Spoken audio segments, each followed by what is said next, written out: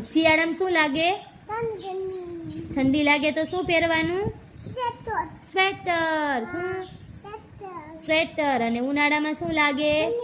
ઉનાળામાં ગરમી થાય તો શું ચાલુ કરવાનું હોય? એસી ચાલુ કરવું પડે ને.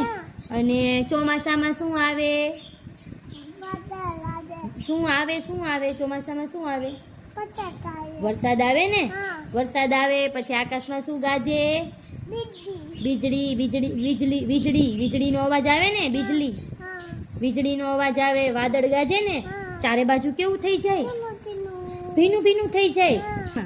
પછી હું બોલી? આવરે ઢેબરિયો